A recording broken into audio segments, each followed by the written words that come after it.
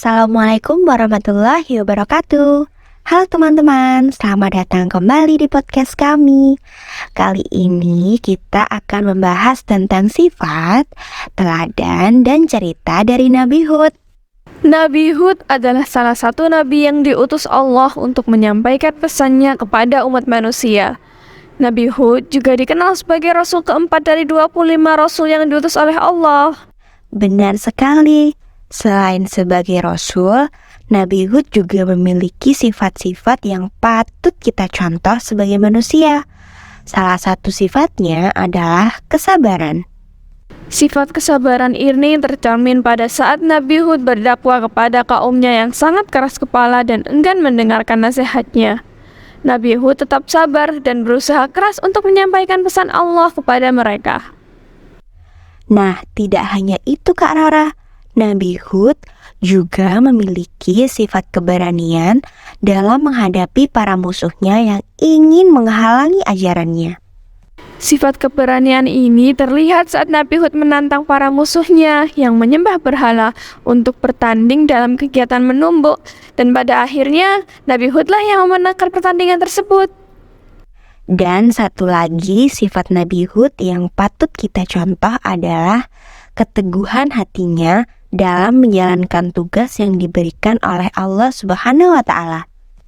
Betul, meskipun tugasnya sangat berat, Nabi Hud tidak pernah berhenti untuk menyampaikan pesan Allah kepada umatnya. Nabi Hud tetap istiqomah dalam menjalankan tugasnya sebagai seorang nabi. Selain sifat-sifat yang patut dicontoh, Nabi Hud juga memiliki kisah yang sangat menarik teman-teman. Salah satunya adalah kisah tentang kaum Ad yang sangat sombong dan tidak mengikuti ajaran Nabi Hud. Ya, kaum Ad yang dipimpin oleh raja mereka yang bernama Saleh telah mendapat peringatan dari Nabi Hud untuk mengubah cara hidup mereka yang buruk dan menyembah berhala. Namun, mereka tetap enggan untuk mendengarkan pesan Nabi Hud. Nah, sebagai hukuman atas ketidakpatuhan mereka, Allah Subhanahu wa Ta'ala mengirimkan bencana angin yang sangat kencang yang menghancurkan seluruh kaum Ad. Dalam kisah ini, kita bisa belajar tentang pentingnya mendengarkan nasihat dan mengikuti ajaran Allah. Jika kita tidak mengubah cara hidup kita yang buruk, maka kita juga akan mendapatkan hukuman seperti yang dialami oleh kaum Ad. Demikianlah pembahasan kami tentang sifat, teladan, dan cerita Nabi Hud. Semoga bermanfaat dan dapat menjadi inspirasi bagi kita semua ya. Terima kasih sudah mendengarkan podcast kami. Jangan lupa untuk subscribe dan share podcast kami kepada teman-teman kalian. Wassalamualaikum warahmatullahi wabarakatuh.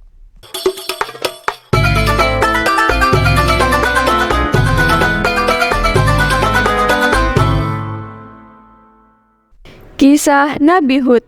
Nabi Hud merupakan keturunan dari Nabi Nuh. Seiring berjalannya waktu, keturunan Nabi Nuh tersebut semakin berkembang. Kemudian, lahirlah bangsa yang disebut kaum Ad yang bermukim di daerah pegunungan Al-Ahqaf yang terletak antara Yaman dan Yordania. Sebagian besar kaum Ad masih menyembah berhala, dan Nabi Hud diangkat Allah menjadi nabi untuk mengembalikan kaum Ad ke jalan yang benar. Kaum Ad dikaruniai Allah sebidang wilayah yang sangat subur dengan tanaman-tanaman yang senantiasa tumbuh subur. Mereka bahkan dapat bercocok tanam dan membuat perkebunan sendiri sehingga memperoleh hasil pertanian dan perkebunan yang berlimpah luah. Kaum Ad bertumbuh tinggi, besar, kekar, dan kuat. Mereka juga berumur panjang, memiliki peradaban yang maju karena telah mampu mengolah pertanian, bahkan tanah yang mereka olah dapat dijadikan pahatan-pahatan tanah untuk dijadikan rumah.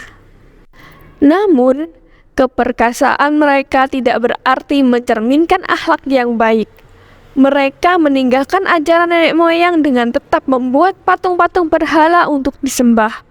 Nabi Hud berpesan kepada seluruh kaumnya untuk berhenti menyembah berhala dan kembali ke jalan Allah. Selain itu, Beliau juga meminta supaya mereka tidak hidup dalam keserakahan atas karunia yang Allah telah berikan. Seorang yang beramal saleh terkadang memang lebih sering dipandang sebelah mata. Mereka dianggap berlebihan dan berdusta. Itu pula yang terjadi pada Nabi Hud. Bukan saja perkataannya tidak dihiraukan, tetapi juga dituduh sebagai pendusta. Berulang kali Nabi Hud mencoba untuk berdakwah, namun berkali-kali pula mereka menolaknya. Bahkan mereka semakin berani hingga menentang beliau dengan azab yang pernah dikatakannya saat menyampaikan dakwah. Nabi Hud menyatakan bahwa Allah akan murka kepada siapa saja yang menyekutukannya. Kaum Ad menjadi bosan dengan seruan Nabi Hud. Mereka meminta agar Allah menunjukkan azab yang sering beliau katakan. Baiklah jika demikian, ujar Nabi Hud. Sesungguhnya aku bersaksi kepada Allah dan akan disaksikan olehmu sekalian bahwa kalian tidak akan dapat membuat mudarat kepadanya sedikit pun. Nabi Hud terus berdakwah kepada kaumnya untuk segera memohon ampun dan bertobat. Namun, kaum Ad tidak mau mengikutinya. Allah memerintahkan supaya Nabi Hud meninggalkan daerah Al-Ahqaf tersebut bersama beberapa para pengikutnya. Allah akan segera mendatangkan azabnya bagi kaum Ad. Pada suatu ketika, wilayah kaum Ad dilanda kemarau berkepanjangan. Selama beberapa tahun, hujan tidak turun, mengakibatkan kekeringan dan kelaparan di mana-mana. Daerah Al-Ahqaf dilanda kemarau panjang yang sangat lama, sehingga banyak hewan-hewan dan tumbuh-tumbuhan yang mati akibat kekurangan air. Sekeras apapun Nabi Hud memberi peringatan, kaum Ad tetap saja berpegang teguh menyembah patung berhala. Kemudian langit menjadi gelap dan sayup-sayup terdengar angin bertiup kencang. Udara terasa dingin. Lihat, azab itu ternyata berupa akan turunnya hujan.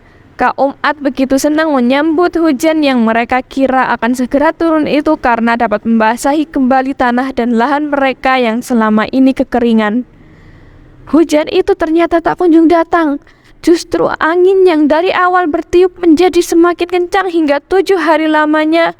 Angin kencang itu menghancurkan segala sesuatu di wilayah Al-Ahqaf termasuk para kaum Ad.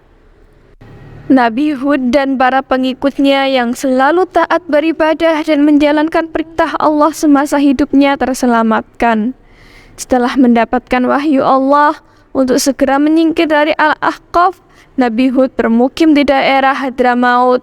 Beliau hidup tenang dan damai di sana bersama para pengikutnya itu hingga wafat pada usia 472 tahun.